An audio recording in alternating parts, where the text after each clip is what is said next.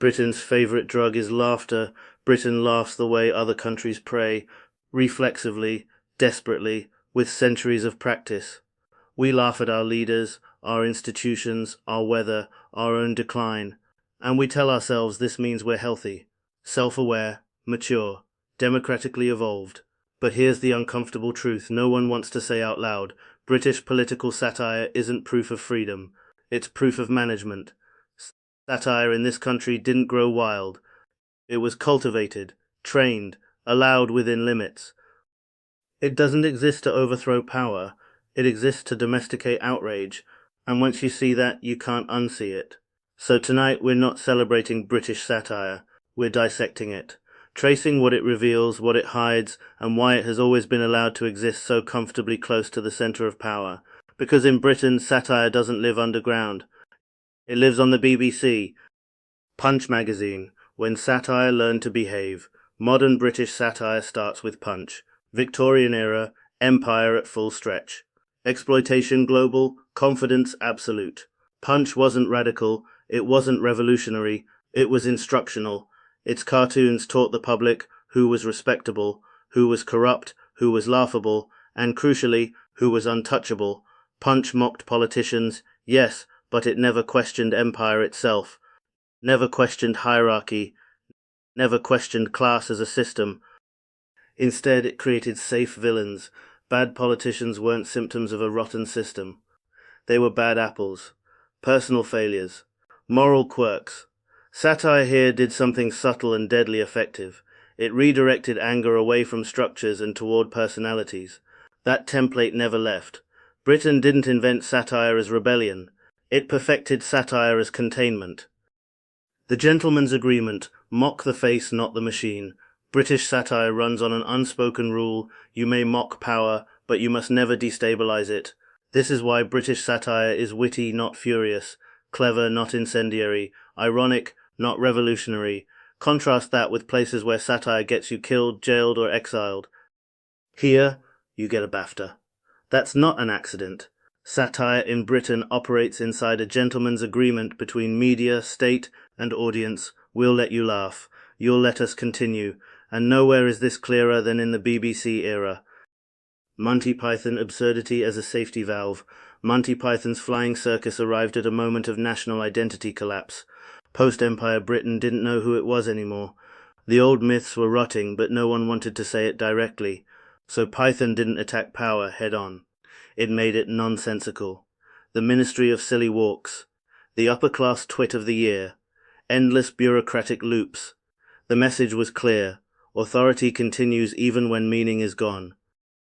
But here's the hidden move. Python made authority ridiculous, not illegitimate. You laugh at it. You don't challenge it. Absurdity becomes anesthetic, a national shrug disguised as comedy. You're not angry, you're amused, and amusement is easier to manage than rage. Yes, Minister, the most honest show Britain ever aired. Now we get to the most dangerous artifact in British television history. Yes, Minister. People call it satire. That's generous. It was closer to a leak. Every episode quietly revealed what British democracy actually looks like. Elected officials as temporary, civil servants as permanent, decisions made off-screen, accountability endlessly deferred. Sir Humphrey wasn't a caricature. He was a documentary character. And the show did something astonishing. It told the truth without consequences. Why? Because it framed powerlessness as a joke. Once you laugh at the fact your vote doesn't really matter, you're less likely to demand that it should. That's the genius and the danger of Yes Minister. It educated an entire population and simultaneously convinced them there was nothing to be done. That's not satire as resistance. That's satire as resignation training. The elite loved it. That should have alarmed you. Here's a question that should haunt every satire fan. Why do politicians love shows that mock them? Why do civil servants quote Yes Minister like scripture? Why do MPs brag about being roasted? Because satire that exposes truth without empowering action isn't a threat. It's a release valve. Power doesn't fear being seen. It fears being changed. British satire specializes in the first and politely avoids the second. Spitting Image, the one-time satire bit back. Then came Spitting Image, and suddenly the tone changed. No subtlety. No respectability. Just grotesque rubber monsters dragging leaders into the uncanny valley. Margaret Thatcher wasn't witty. She was terrifying. Royals weren't dignified. They were hollow. This mattered. Because Spitting Image did the one thing British satire usually avoids. It broke the aura.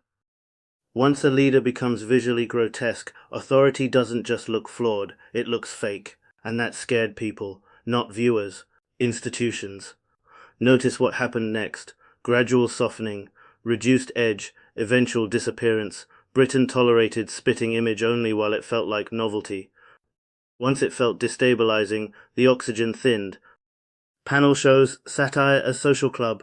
Enter the modern era. Have I got news for you? Mock the weak, fast, sharp, funny, and utterly safe. Why? Because power sits on the panel now. When politicians appear voluntarily on satire shows, something flips, mockery becomes branding. Self-deprecation becomes relatability, accountability dissolves into banter. Getting roasted becomes proof you're in on the joke, and once you're in on the joke, you're no longer the target, you're a collaborator. This is satire's final domestication, from watchdog to court jester to dinner guest. The BBC factor, why British satire feels civilized. Let's say the quiet part out loud. British satire feels restrained because it lives inside BBC, an institution bound by Ofcom, government pressure, cultural conservatism, and the eternal myth of impartiality. You can mock politicians. You can't undermine the idea of British governance. You can ridicule leaders. You can't suggest the system itself is illegitimate. That boundary is invisible but absolute. Satire here must always end with, well, what can you do? Never, this must end. Satire versus outrage culture, the new threat. Now the ecosystem has shifted. TikTok, YouTube, independent creators, no editors, no broadcast codes, no dinner invitations, and suddenly satire doesn't look like jokes anymore. It looks like breakdowns, receipts, archives, pattern recognition. This is why legacy satire feels tired. Not because it's unfunny, but because it's no longer sufficient. Mockery alone can't compete with leaked messages, data trails, historical memory, systemic analysis. Satire that refuses to evolve becomes nostalgic, television, comfort comedy for a collapsing state. The British satire illusion. So let's be brutally clear. Britain tells itself, we laugh at our leaders, therefore we are free. But laughing is not the same as challenging. Recognition is not resistance. Cleverness is not courage. British satire has always been excellent at describing power. It has been carefully trained to avoid disrupting it. That's the hidden story, not that satire failed, but that it succeeded too well at its assigned role. Laugh, but don't sleep. Laugh. Please. Humor is a weapon when sharpened. But never confuse being amused with being awake. Because power in Britain doesn't fear mockery. It fears sustained attention, structural memory, and people who stop laughing long enough to organize. And the moment satire stops being furniture and starts being fire again, you'll know. Because it won't be comfortable anymore. Not right, not left, just real.